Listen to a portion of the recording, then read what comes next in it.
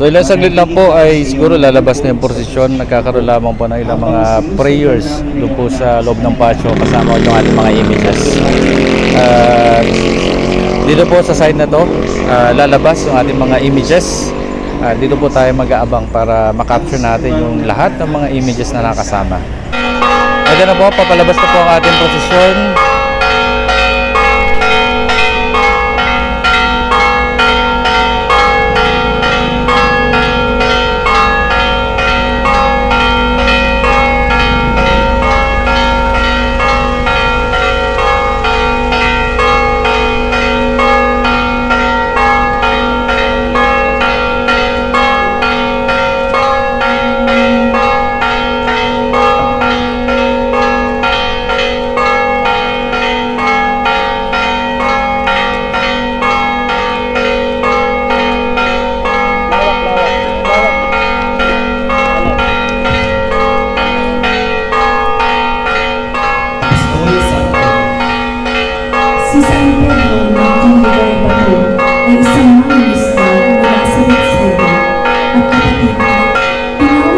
So bago po lumabas yung isang image ay binabasa po muna nila dun sa loob kung sino, kumbaga pinakikilala po yung ating image.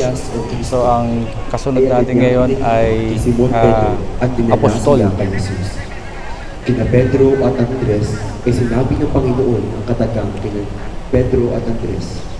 Ito, halina kayo at sumunod. Ito po ay si San Andres. Gagawin ko kayong mangingisda ng tao. Siya ang nakatagpo sa batang pinagmulang isda at tinapay para sa pagpapakain ng Panginoon sa 5,000 na tao. San Andres mula po sa pangangalaga ng Pamilya Duque. San Andres ay nasa pangangalaga ng Pamilya Duque. Ang imahe ni Apostol Santiago el Mayor ay nasa pangangalaga ng Pamilya de Castro, Carinal. Maraming salamat po. O katulad po ng nabanggit Santiago el na Mayor, ito po ang Apostol Santiago el Mayor na nasa pangangalaga po ng Pamilya de Castro at Carinal. Si Bartolome ay mula sa bayan ng Tana.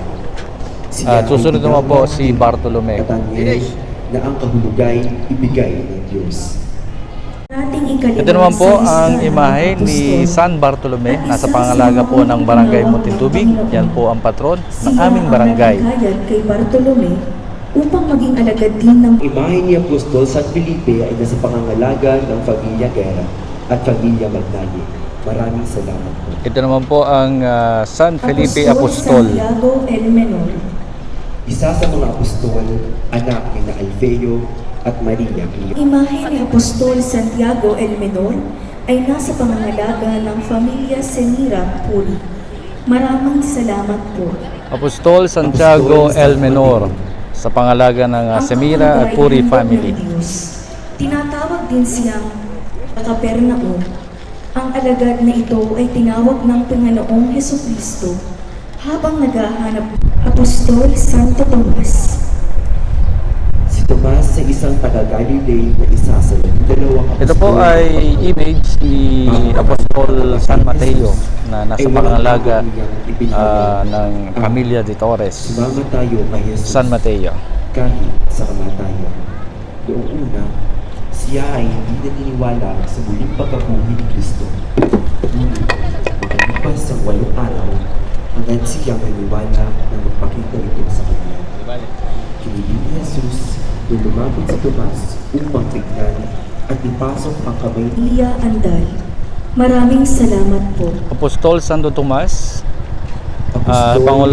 nasa pangalaga po ng Andal at saka Guerra Sila family. rin ang nagtanong kay Kristo sa huling hapunan kung bakit sa kanila nagpakita ang Panginoon at hindi sa mundo. Ang lumalabas po ay ang image ni Saint Jude Tadeus. Isa sa 12 apostol mula sa bayan ng Cana. Siya ay tinaguri ang mga bayan nang dahil sa kanyang masugi na pagsunod sa batas ng mga Hudyo at masighi. Ang pagmamahal sa bayang Israel. Tinawag din siyang Zelote ni Lucas na isang grupo ng mapagmalasakit sa bayan. Apostol San Simon Makabayan. Ipanalangin ko kami. Ang imahe ni Apostol San Simon Makabayan San Matias ang pumalit kay Judas Iscariote at pinili ng sapalaran. Nasundan niya ang pagbibinyag sa Ilog Jordan hanggang sa pag-akyat sa langit. Ang lumalabas po ngayon ay ang image ni San Simon Makabayan Apostol na nasa pangalaga daw po ng pamilya Aleta. Ang imahe ni Apostol San Matias ay nasa pangangalaga ng pamilya Matata. Maraming salamat po. Ang maluwalhating pagpasok ni Jesus sa Jerusalem. Nabalitaan ng makapal na taong dumalo sa pista na patungo sa Jerusalem sa Jesus. Kumuha sila ng mga talaba ng palma at lumabas sa lungsod upang siya'y salubungin. Ganito ang kanilang sigaw. San Matias. Hosana, purihin ang dumarating sa ngalan ng Panginoon. Purihin ang hari ng Israel. Ito naman po ay ang image ni San Matias. Sa Jerusalem ay nasa pangangalaga ng pamilya Mailig. Maraming salamat po. Ang pagtatag ni Jesus ng Eucharistia sa huling hapon. Pampaskwa. Dumulog si Jesus sa hapag kasama ang kanyang mga apostol. Ang image pong ito ay ang Inihayag niya ang sumisimbolo ilalim ng ng pagpasok po na ng mabubuhos ating dahil Heso sa Kristo. marami sa ikapagpapatawad Ang image na ito ay ng mga sumisimbolo ng kasalanan. pagpasok ni Heso Kristo sa Ang tagpo Jerusalem. ng pagtatag ni Jesus ng Eucharistia sa huling hapon ay Lahumenta, nasa pangangalaga ng ang pamilya matagumpay na Maraming salamat. pagpasok ni Jesus Ang pananalangin sa halaman. sa Jerusalem. Gaya ng kanyang kaugalian, umalis si Jesus kasama ang mga alagad. Pumunta sila sa ibayo ng Batis sa Tron at pumasok sa isang halabanan. Ito po ang pinakamalakas siguro natin na figures or images na meron tayo dito. So ito po yung ang huling hapunan, ay mention ni kanina, kompleto po yung 12 apostoles dito at si Jesus. Pamilya Mercado at Pamilya Cantos. Maraming salamat po. Ang paghahampas kay Jesus na nakatali sa haling bato. Tunay na masakit para sa isang tao ang makitang hinahagupit ang kaniyang Panginoon. Ang Panginoon Ito naman po ang paghahampas kay Jesus habang hanggang sa ito naman po yung agony in the garden. Mga pagpapahirap na dulot natin, ikaw at ako, tayong lahat ay may kinalaman sa pagpapahirap sa Panginoon. Ang tagpo ng paghahampas kay Jesus na nakatali sa haling bato ay nasa pangangalaga ng Pamilya Perez at Pamilya Bato. Maraming salamat po. Ito na po yung minamention natin kanina, Ang ang pagpuputol paghahampas ng kay koronang Jesus tinig.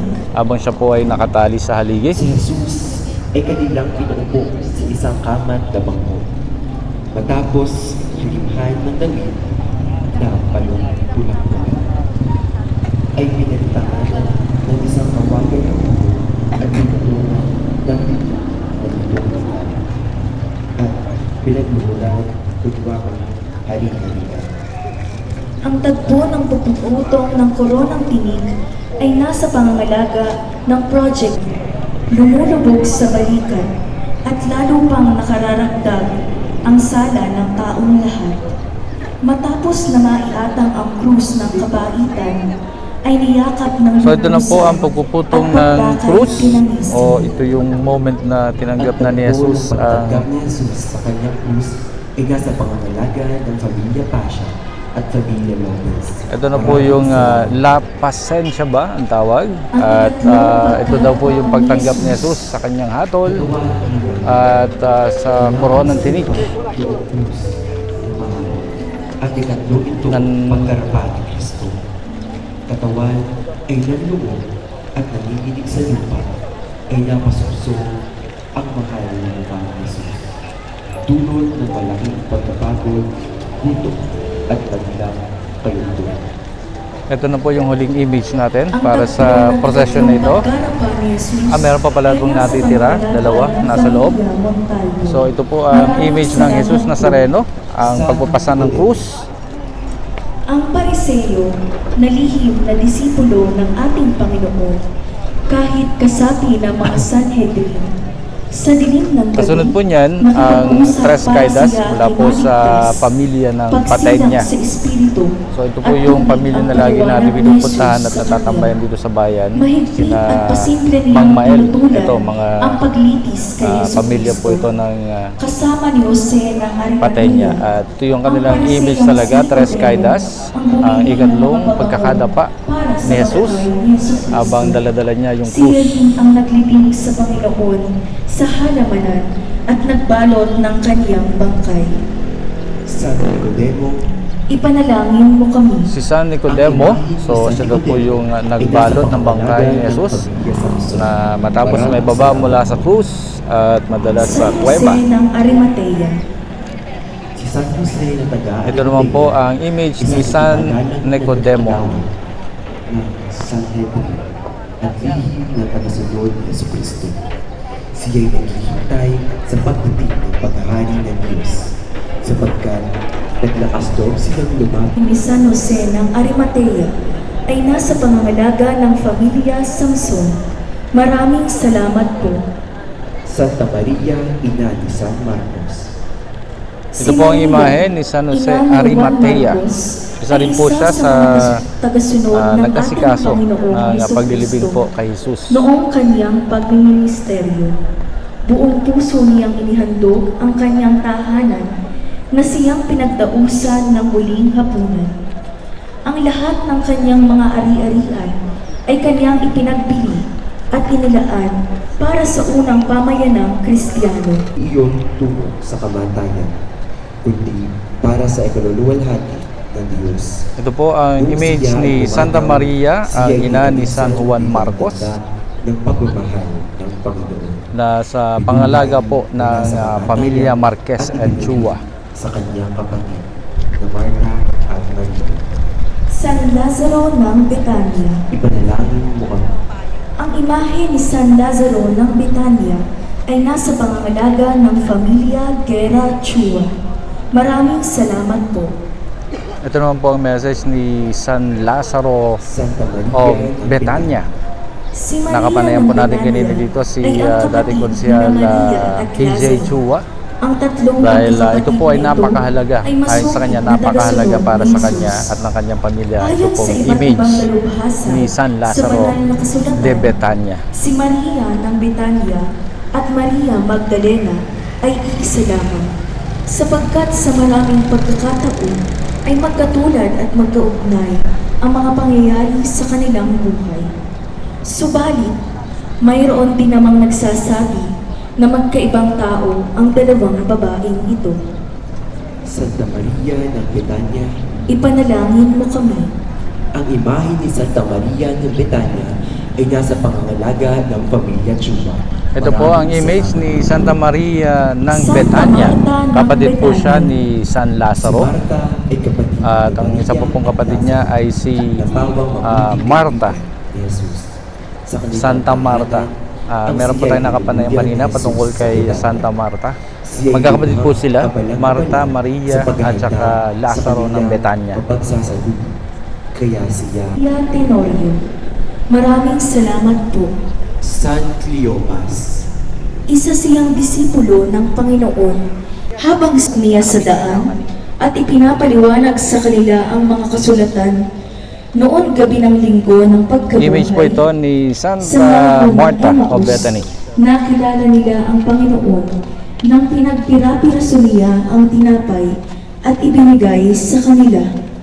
ni Jesus at ng kanyang mga alagad.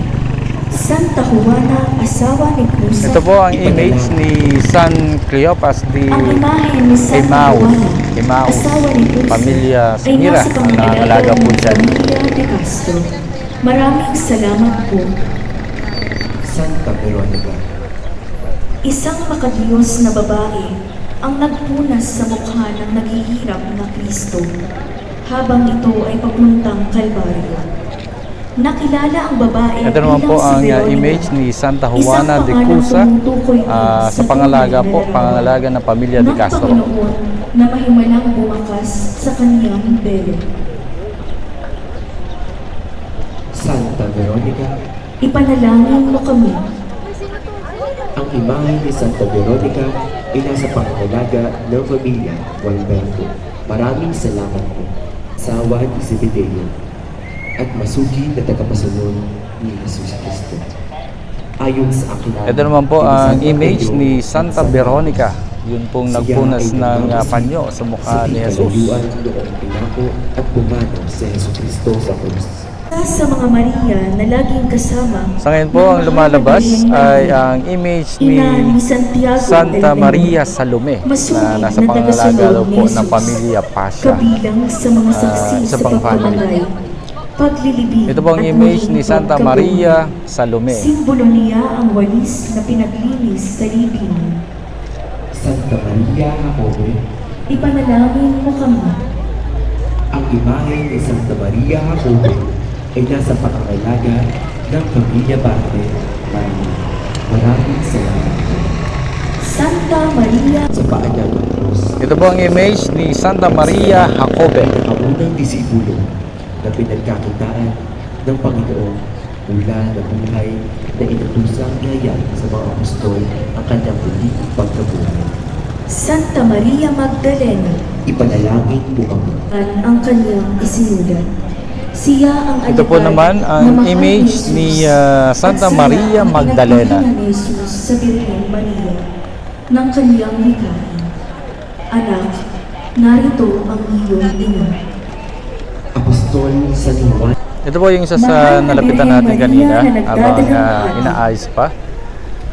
San Juan Maria, Evangelista, Saint John the Evangelist. Bilang alaala at pagkapagkala sa labis na dalaman, ang kasakitang dinamdam ng mabagit ang iyong anak at ang nalamusan. Nagsibat ang kanyang kanang kabulitan. Isinasamo namin sa iyo alang-alang sa malaking halimbawa na pinakita niya sa amin.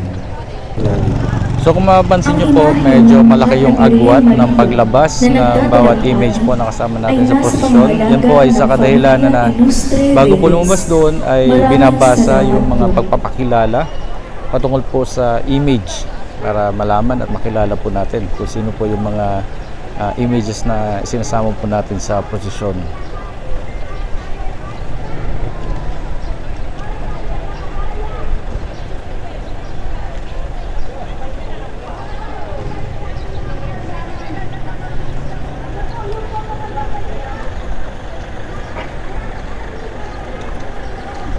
So ito po ay nasa pangalaga ng siyempre si Ma'am Ilustre, teacher ko po yan sa San Agustin Elementary School at matagal na panahon din po ito na nakakasama natin yung kanilang images sa posisyon.